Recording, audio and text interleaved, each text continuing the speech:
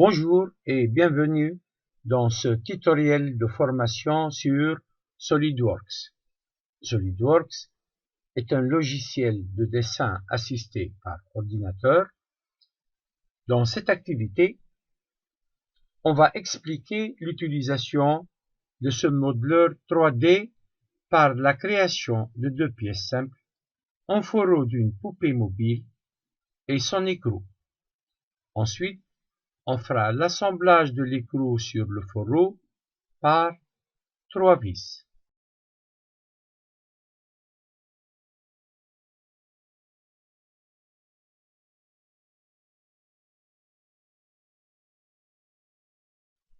Vous pouvez télécharger le dessin de définition du fourreau et de l'écrou à partir du lien qui se trouve dans la description de cette vidéo.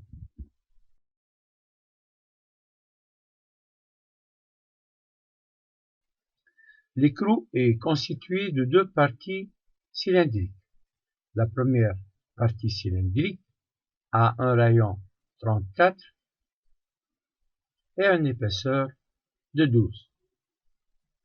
Je peux aller maintenant à SolidWorks, fichier nouveau, sinon je peux cliquer directement sur nouveau, yes, ok. Alors, pour dessiner, on a besoin de choisir un plan d'esquisse ou une surface sur laquelle on va dessiner notre esquisse. Je vais choisir le plan de face. Je peux aller à esquisse et cercle, sinon à la barre d'outils, cercle. Je clique sur le centre de l'origine du repère. Je déplace ma souris.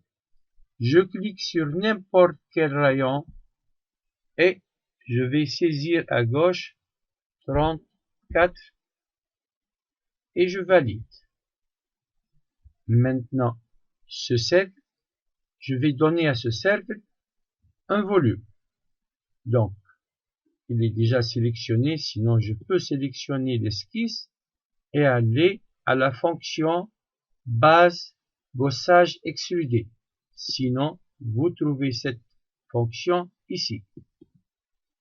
Alors, pour l'épaisseur, c'est 12 mm.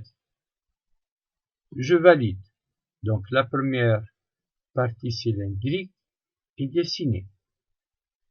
Je vais choisir cette surface maintenant pour avoir plus de confort dans le dessin.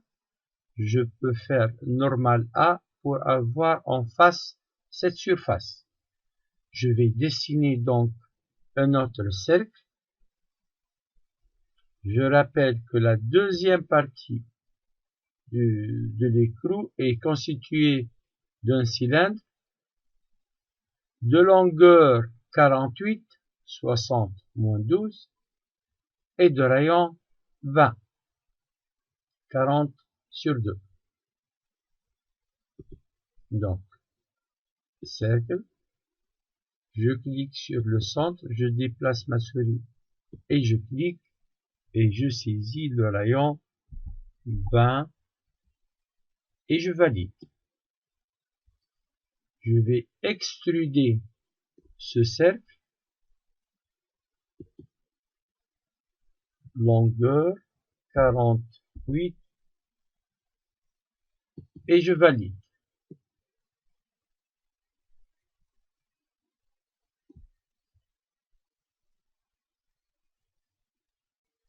Je reviens au dessin de définition de l'écrou. Il nous reste donc un trou taraudé débouchant, 3 trous lisses à 120 degrés et une rainure.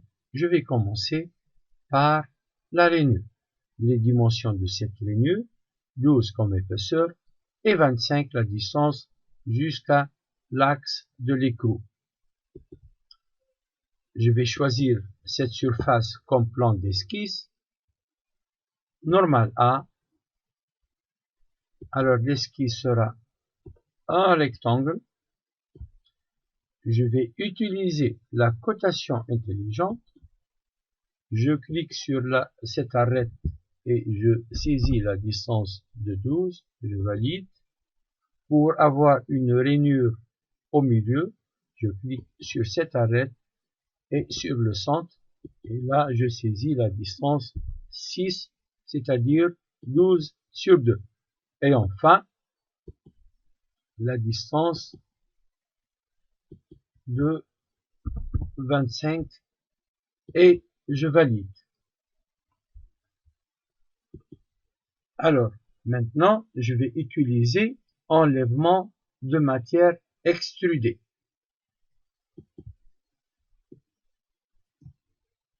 Et je vais utiliser la distance à travers tout. Je valide. Et ma rainure est bien réalisée.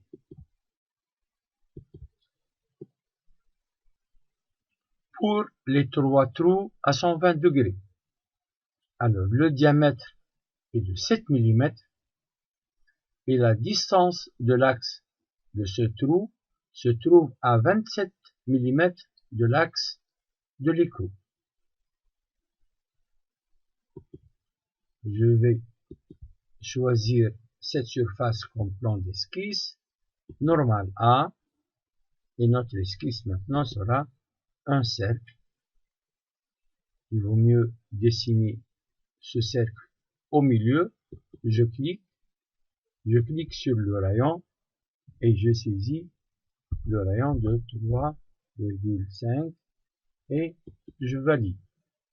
Alors, cet axe, c'est l'axe des X, il est plus court, et cet axe, c'est l'axe des Y. Je n'ai pas besoin de saisir la distance sur X, puisque j'ai dessiné le cercle au milieu, c'est-à-dire X égale à 0. Pour Y, c'est 27 mm. Donc, je vais utiliser la cotation intelligente. Et là, j'ai une distance de 27 mm et je valide. Alors, je vais utiliser comme tout à l'heure enlèvement de matière et à travers tout. Et je valide. Donc, le trou est réalisé. Maintenant, je dois répéter ce trou 3 fois. Je dois d'abord sélectionner ce trou ici ou ici. Ça donne le même résultat.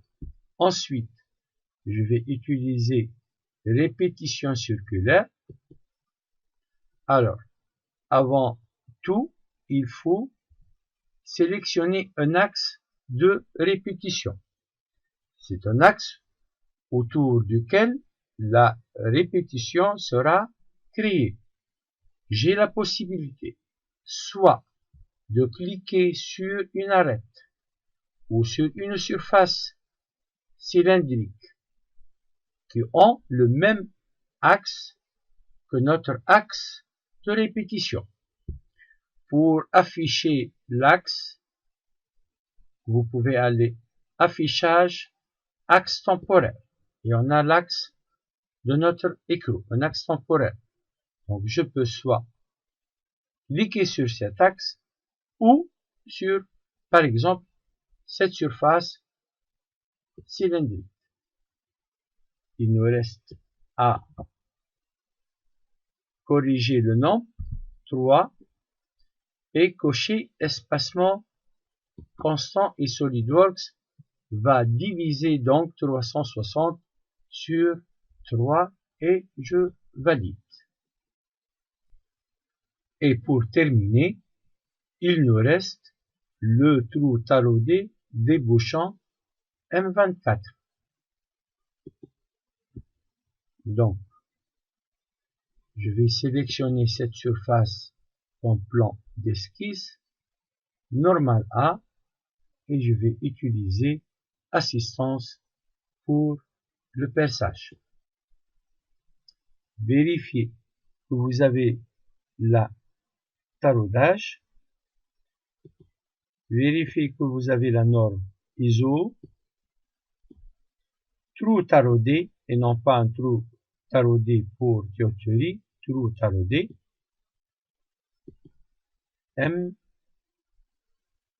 M24, et à travers tout. Pour la position, il suffit maintenant de cliquer sur le centre une seule fois et on valide. Pour avoir une représentation ombrée du taraudage, je peux aller à Outils, Options, Propriétés du document, Habillage, et je coche Représentation de filetage ombré et je valide. Je peux maintenant masquer l'axe temporaire, affichage axe temporaire, et je dois enregistrer sous, par exemple ici, sous le nom écrou, par exemple. Enregistrer.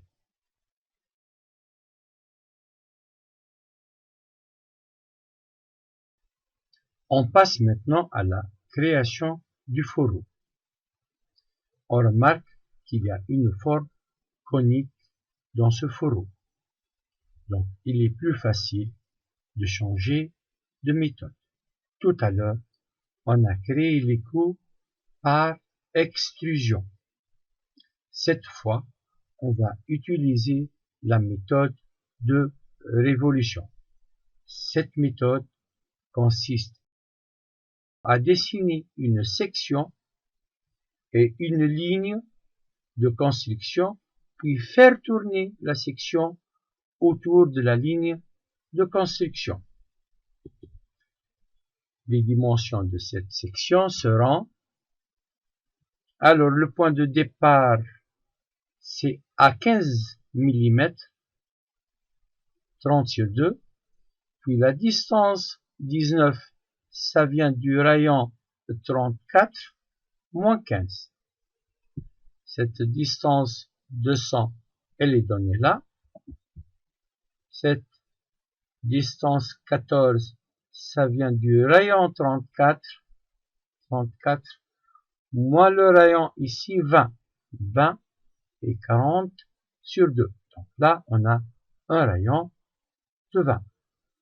Cette distance 120, elle est donnée. Et en fin de compte, cette distance 10, c'est le rayon 20, moins le rayon 10, 20 sur 2. Ça donne 10. Puis on ferme la section. Je passe à SolidWorks et fichier nouveau, pièce, OK. Je vais choisir plan d'esquisse, le plan de face, et je vais commencer le dessin.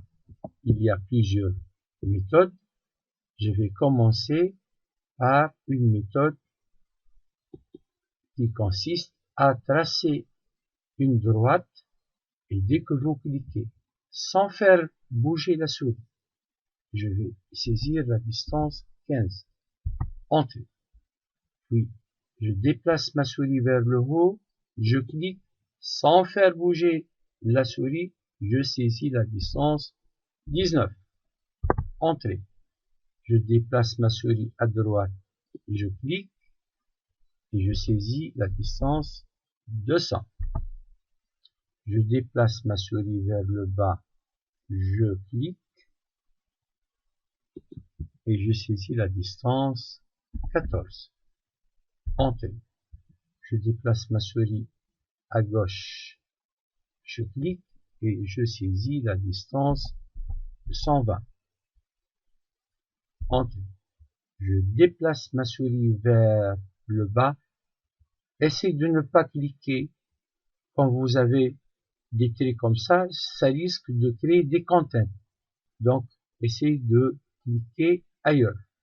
Je clique et je saisis la distance 10, entrée, et je ferme ma section.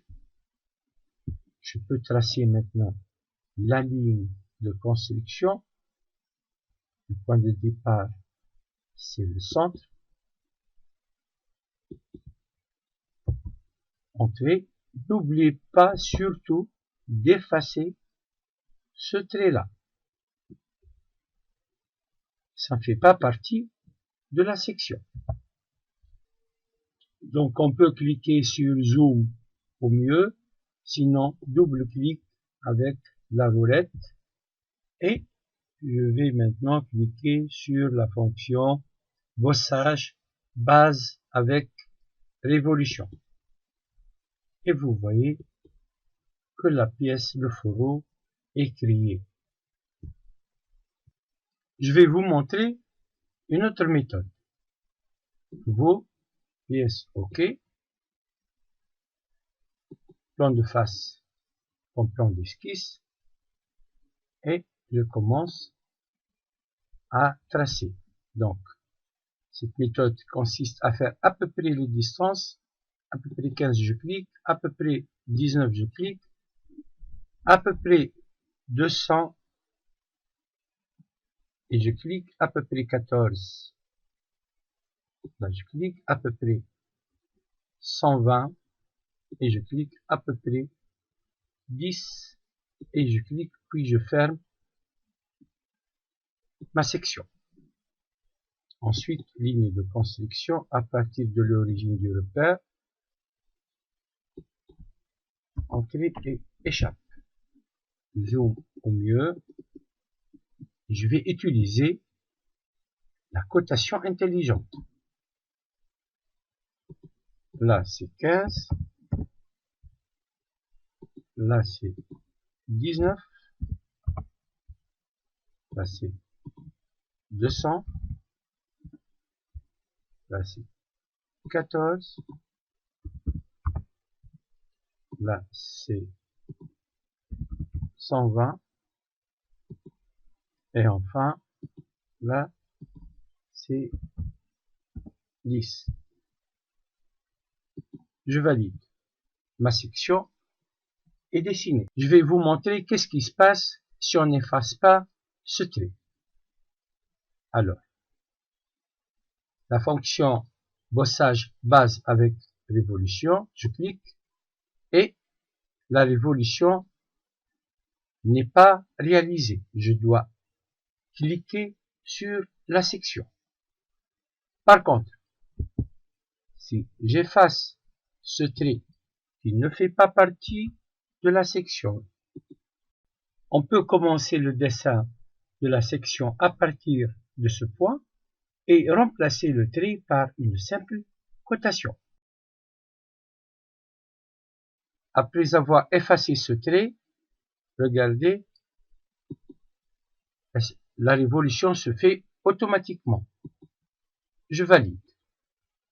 Je reviens au dessin de définition du fourreau et on va réaliser ces 3 trous taraudés M6. Pour les dimensions de ce trou, la profondeur de la partie taraudée est 12 mm, la profondeur du perçage est de 15 mm, l'axe de ce trou se trouve à 27 mm de l'axe de la pièce. Alors, autre remarque, ces 3 trous se trouvent du côté de la partie cylindrique et non pas de la partie conique. Donc, je vérifie bien que je suis du côté de la partie cylindrique et je sélectionne cette surface pour la considérer comme un plan d'esquisse. Normal 1 et je vais utiliser l'assistance pour le perçage. Je dois sélectionner un diamètre M6, profondeur du perçage c'est 15 et la profondeur de la partie taraudée c'est 12. C'est bon. Donc, pour la position, je vais faire comme tout à l'heure pour l'écrou. Je vais me placer sur l'axe Y et je clique. La distance Y,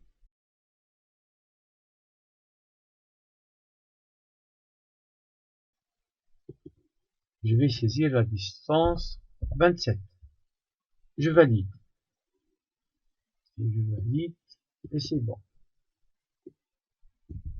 Pour faire la répétition circulaire de ce trou taraudé, je vais par exemple choisir à activer l'affichage de l'axe temporaire. Je sélectionne le trou taraudé, je peux le sélectionner d'ici ou de là, et je vais utiliser la répétition circulaire.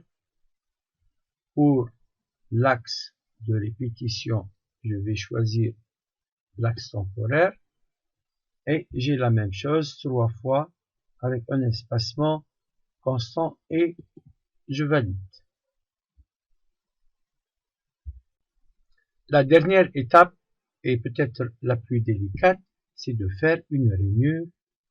Cette rainure est obtenue par une fraise de taille. La distance de l'axe du fin de la rainure se trouve à 180 mm, c'est-à-dire 200 moins 20. La largeur de la rainure est de 12 mm. Alors, pour SolidWorks, on ne peut pas dessiner sur une surface cylindrique. Donc, je dois créer un plan. Ce plan va être parallèle, je vais choisir au plan de dessus. Je vais réaliser la rainure ici. Puis, je vais aller à géométrie de référence. Sinon, vous pouvez trouver ça insertion, géométrie de référence, plan. Alors, mon plan doit être, le plan bleu, doit être en bas et à une distance du rayon, c'est-à-dire 34 mm. Donc, je commence par inverser et saisir une distance de 34. Entrée. Ce plan maintenant se trouve tangent au fourreau. Je valide et je vais choisir ce plan normal A. Donc ce plan 1 qui a été créé maintenant. Normal A. Alors avec les flèches gauche-droite, je vérifie la position du plan. Il doit être non. Je clique encore une fois sur normal A et je suis maintenant dans la bonne position de la rainure. Alors, je vais dessiner un rectangle. Cotation intelligente, la distance d'ici à la fin de la rainure, c'est 180. Entrée. La largeur de la rainure est de 12 mm. Entrée. La distance jusqu'à l'axe pour avoir la rainure au milieu doit être de 6 mm. Alors, il me reste à faire l'arc. Donc, je vais aller à l'esquisse, arc, et je vais choisir cet arc, un arc tangent. Je clique là et là. Entrée. Maintenant, je vais effacer ce trait, supprimer. Oui. Donc, on a maintenant l'esquisse de la rainure.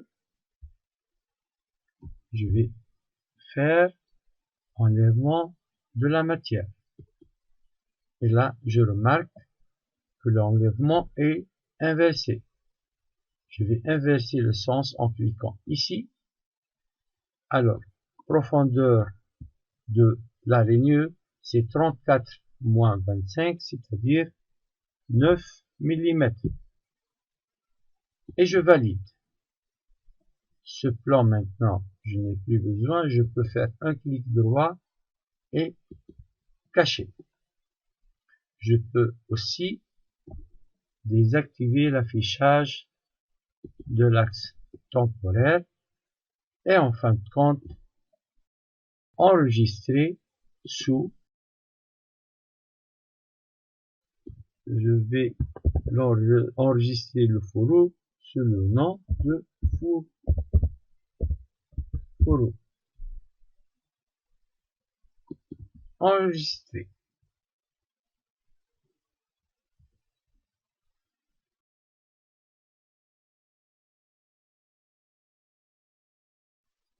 L'écrou et le fourreau sont enregistrés, je peux faire l'assemblage. Mais avant ça, je vais vous montrer comment changer l'apparence d'une pièce. Je vais choisir par exemple acier et je choisis toute la pièce en acier. Le fourreau maintenant a changé d'apparence. Je vais l'enregistrer. Ensuite, nouveau, assemblage, OK. Alors, puisque les fichiers sont ouverts, je vois dans la fenêtre, cette fenêtre, le fourreau et l'écrou. Je vais commencer par le fourreau. La première pièce sera considérée comme une pièce fixe. Je vais insérer des composants et là je choisis l'écrou. Je clique. Ensuite, je vais cliquer sur des contraintes d'assemblage. Et je vais choisir cette surface. Avec cette surface, automatiquement SolidWorks me propose une contrainte de coaxialité. Je valide. Je vais sélectionner le trou taraudé du fourreau avec le trou lisse de l'écrou. Coaxialité, je valide. Et en fin de compte, je vais sélectionner cette surface plane sur le fourreau avec cette surface plane sur l'écrou et c'est la coïncidence. Je valide.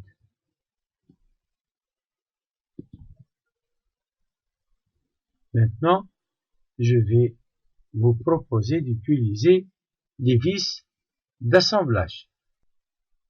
On doit activer la bibliothèque de SolidWorks.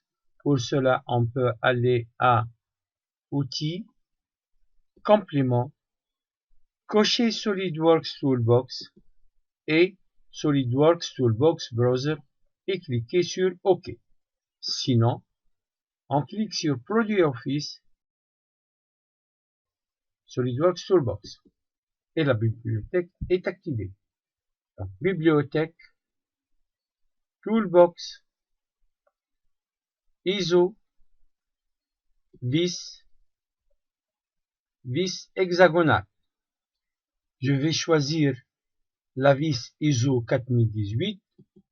Je vais faire glisser la vis et déposer cette vis dans la zone d'assemblage. Et puis aller configurer M6. La longueur de la vis. Rappelez-vous que l'épaisseur de l'écrou est 12 mm, la profondeur du taraudage 12 mm, donc la vis ne doit pas atteindre 24 mm. J'ai choisi 20 mm. Alors, pour la finition, je peux choisir une rondelle intégrée ou sans rondelle. Regardez, sans rondelle et avec une rondelle intégrée. Donc, pour l'affichage du filetage, soit schématique, soit avec ombrage. Je vais choisir un filetage avec ombrage. Et je valide. Alors, je vais cliquer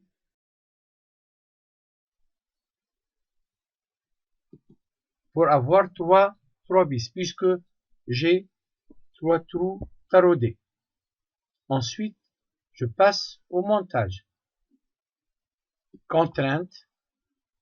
Alors, je vais choisir cette surface sur la vis et cette surface sur le trou de passage. La contrainte, c'est la coaxialité. Je valide.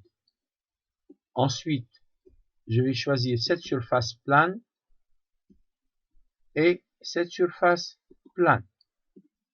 La contrainte, c'est la coïncidence. Je valide.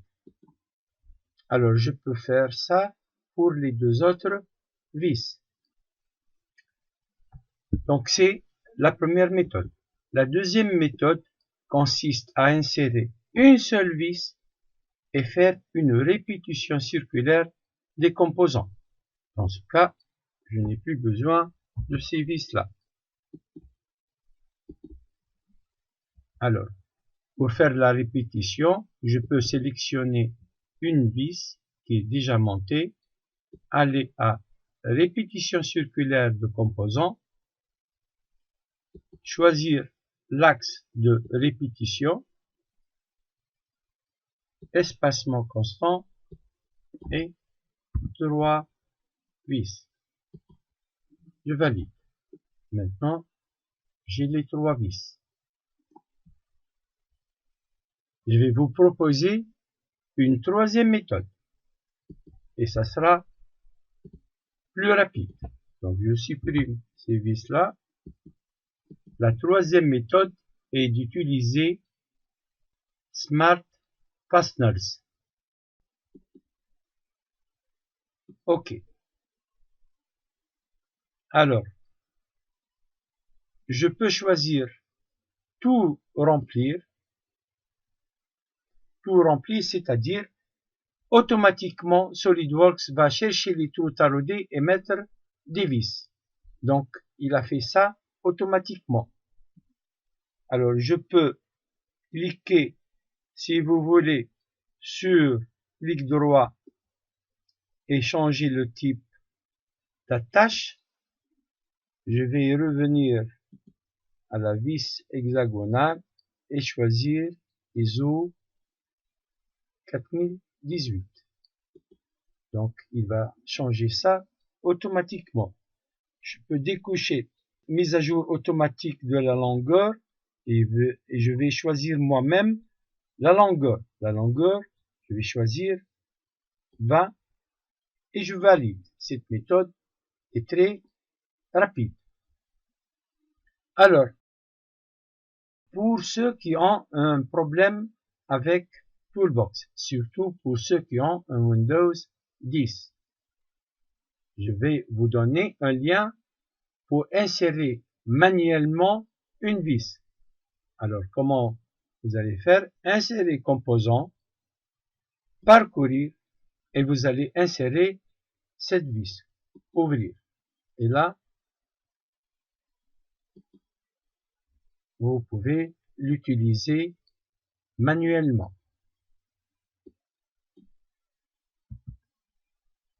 Je vous remercie de votre attention. Au revoir.